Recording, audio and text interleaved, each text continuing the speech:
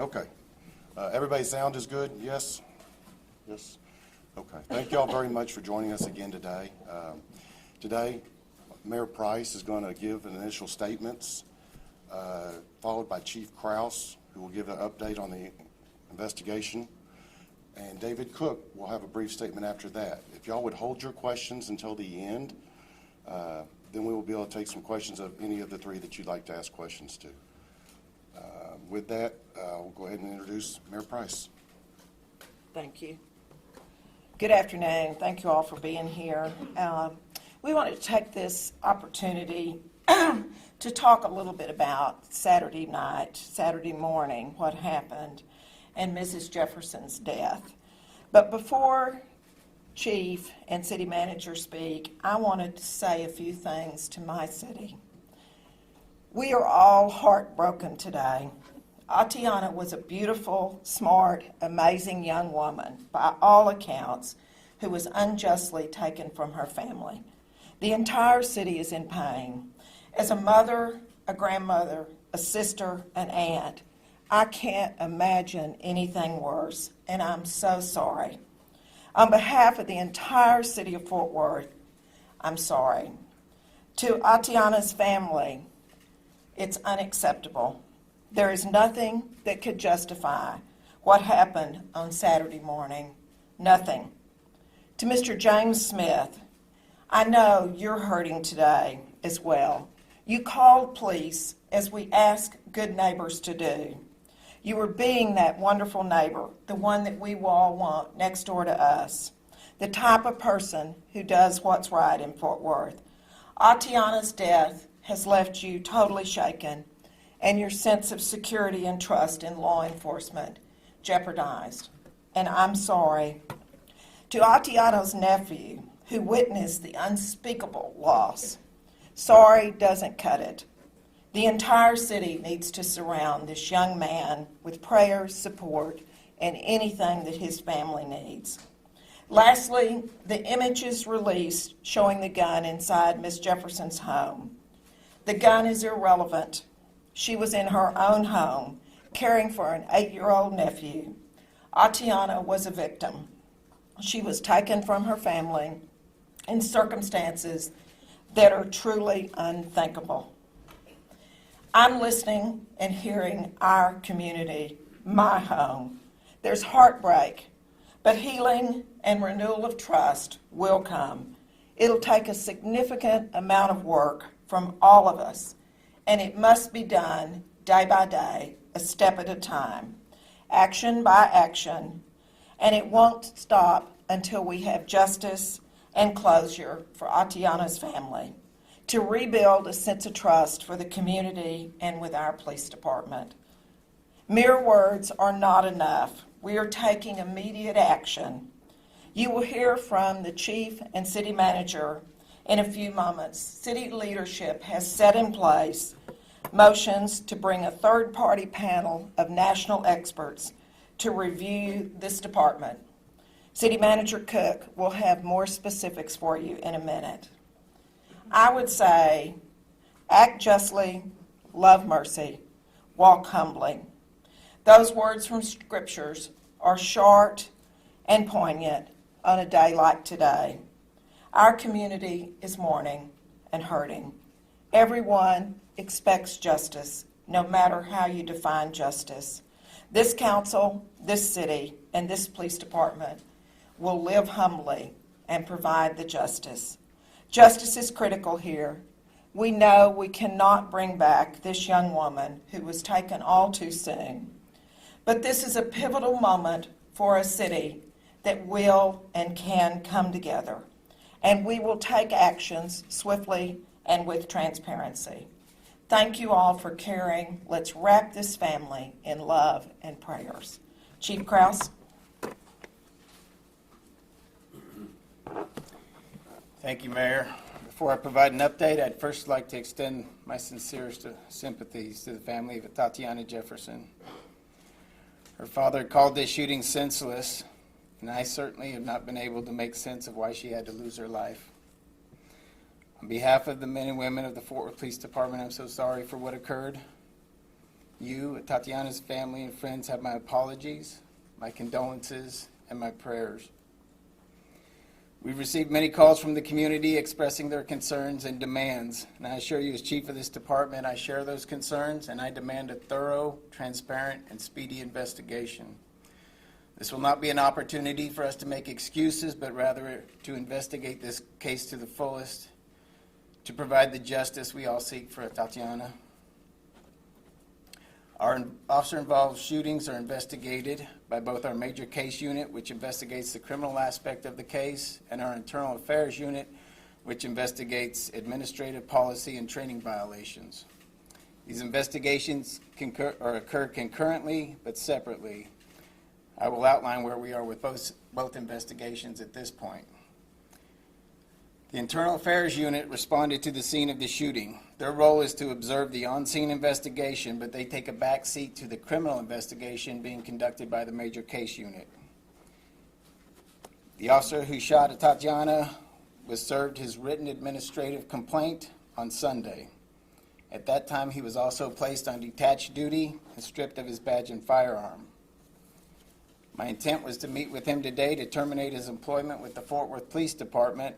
However, the officer tendered his resignation this morning before we met. Even though he no longer works for the city, we will continue the administrative investigation as if he did.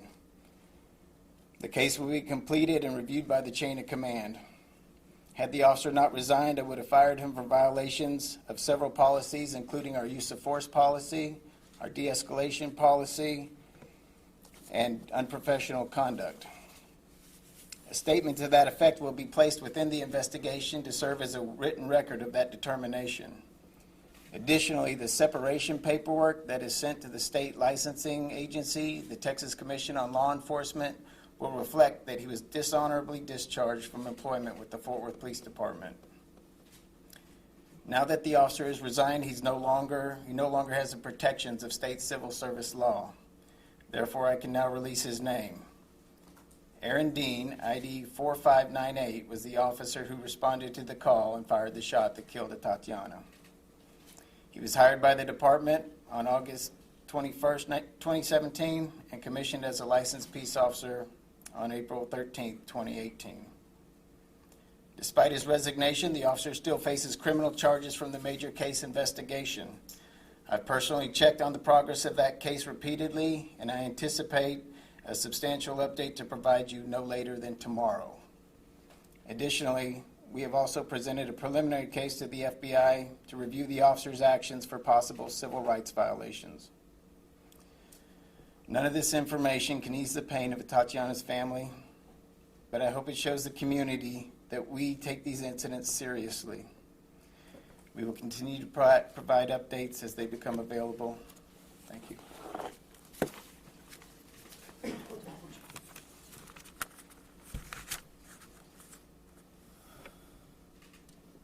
As stated by both Mayor Price and Chief Krause, my thoughts and prayers go out to Ms. Jefferson's family. Atatiana's death should not have happened, and on behalf of the city of Fort Worth, I am truly sorry. The community has called for independent review of the police department. I would like to take a minute to provide an update on our process to bring on an independent police monitor, and that was a recommendation by the Race and Culture Task Force and approved by the City Council through the city's recently adopted budget. We are on track to having candidates for the position in Fort Worth for interviews in November. As part of the process, we were working on having a third-party group of national experts come in to review current police policies and training practices to ensure best practices are in place as the monitor begins his or her work. The city manager's office will take the lead in this effort, and of course, it will include the participation of the police department. Currently, we are reaching out to experts in the field, and once we finalize our plan and recommendation, we'll be presenting that to the city council in the next few weeks. Thank you. Questions? Chief, the victim's family here is asking for an outside agency to come in and actually investigate the shooting, not just the policies within this police department. Will that happen? And if it's not going to happen, why? I have reached out to the Texas Rangers, and we discussed that. However, at this point, they have not committed to anything. Bringing them in this late after the investigation started is not ideal for them. We have also, like I said, submitted this for review to the FBI for them to look for civil rights violations. Chief, when is it ever protocol to shoot into a dwelling that's possibly occupied? Now knowing that an 8-year-old is inside, from your law enforcement experience, when is that ever okay? I would say the only time that would be okay is if you knew that was the only person in there and they were actively firing upon you at the time. Chief, why were those photographs of the gun released? As we've been releasing video and trying to do it quicker, that is something we've done in the past, is to include the photograph of the firearm to show what the perceived threat may have been. In hindsight, it was a bad thing to do. I think it was to show that there was a weapon involved. However, we're homeowners in the state of Texas. I can't imagine most of us, if we thought we had somebody outside our house they shouldn't be, and we had access to a firearm, that we wouldn't act very similarly to how she acted. Chief, was she holding the weapon? I don't have that information to comment. Do we have any idea where the weapon was located in the home at the time of the shooting? It was located just inside the window. So, with that being said, you are very sympathetic to the problematic nature of showing that. I am. So, what was the instinct that made that occur? And what, is there going to be any disciplinary action to those who, again, demonize another victim? I don't know, we'll do disciplinary action on that, but definitely we need to review what we did, why we did that, and when it's appropriate, when it's not appropriate. Will criminal charges be filed against the officer? I will have an update for you tomorrow on the criminal investigation. Chief, break down, a lot of people have been saying welfare check because Mr. Smith was concerned for his neighbor and called a non-emergency number. I know that the response call was to an open structure. Can you say what the protocol is when officers are responding to an open structure call from a non-emergency number? Okay. The officers do not know if that call came in through 911 or non-emergency. They both go to the same dispatcher. An open structure call is something that you would typically park down the street and approach cautiously. Welfare check is something that doesn't require quite a heightened response.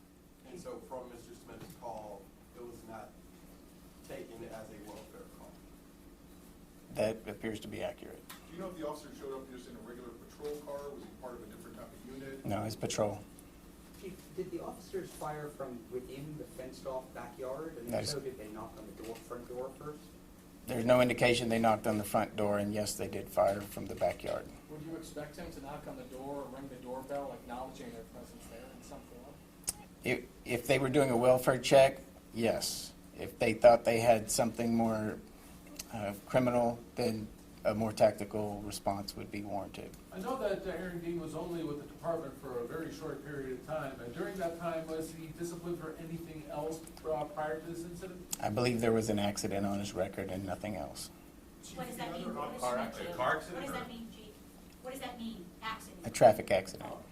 Chief, the other officer that responded to the initial call, is there any action being taken with that officer? No, she is being treated as a witness officer. Can you confirm the spelling of Aaron Dean?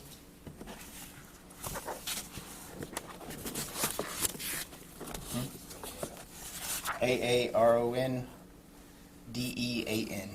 Chief, where was he before? She's being treated as a witness officer. Was how she responded. She didn't knock on the door or announce who she was either.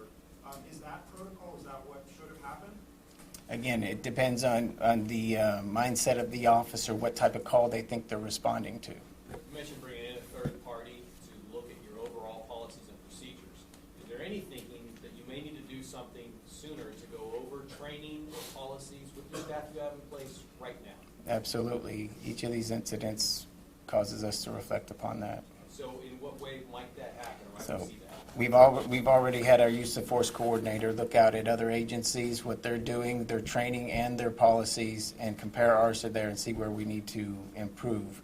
Additionally, we are accredited Texas Police Chiefs Association agency, and so they review policies annually as well.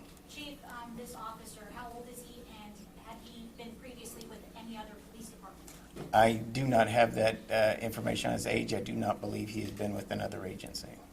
And Chief, what can you tell us, what can you tell members of the community who have told us incidents like this are why they do not trust Fort Worth police? What do you tell them in the future, because they still have to live here?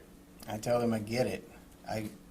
Nobody looked at that video and said there's any doubt that this officer acted inappropriately.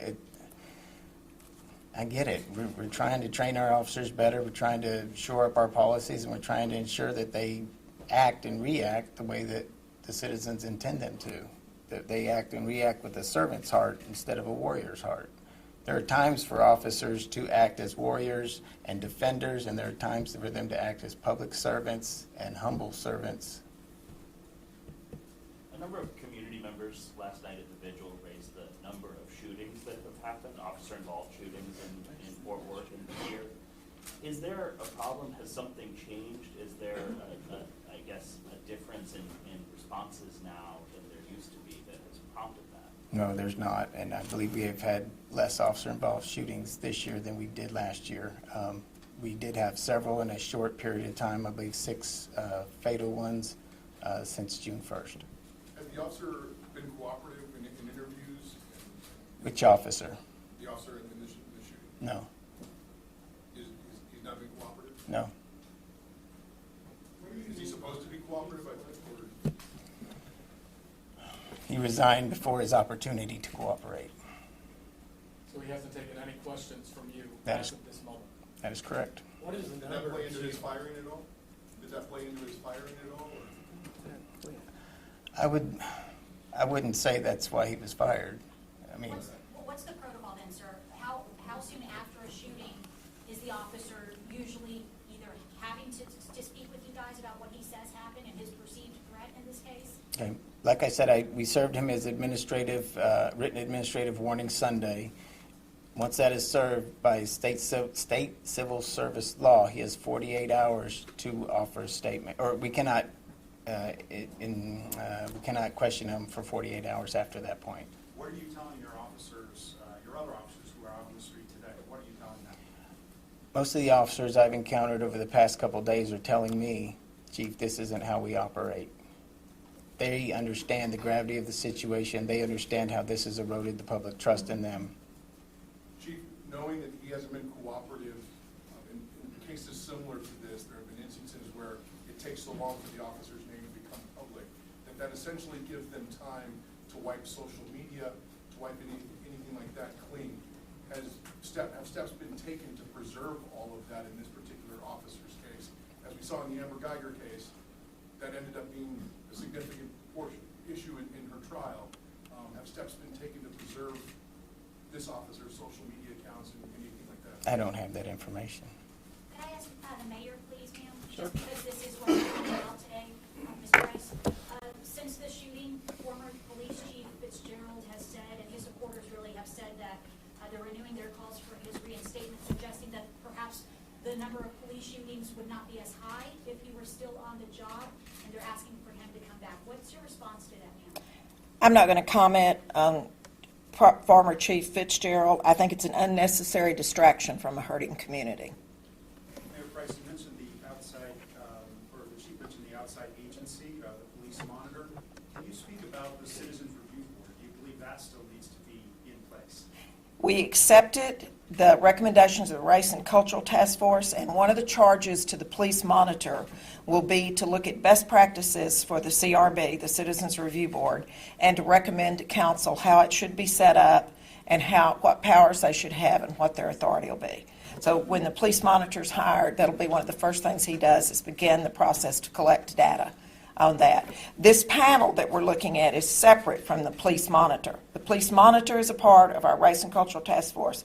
The panel was in place to begin looking at use of force, training, and all the processes within the police department. Is there going to be any other organization or agency that is going to be looking into this shooting in particular, apart from I can only reiterate what the chief said, that he has talked with the FBI in case there's a civil rights violation. He's also gone to the Texas Rangers. It's my understanding they owe an answer back, but they were not inclined, Chief, is that what you'd say? That is correct. To take it at this point. Neither of those agencies were required. In conjunction with? The FBI is still looking at it. They haven't declined or accepted either way. Brendan? Thank y'all very much for coming here today. I hope we've answered a lot of your questions. I will have the chief's statement on our media portal within half an hour if anybody would like a copy of I have that. a question. What is the number of the police-involved shootings this year? I believe 9, sir. But we're going to end it here. If you have any other questions, you can email us at our media address. Okay? Thank you very much.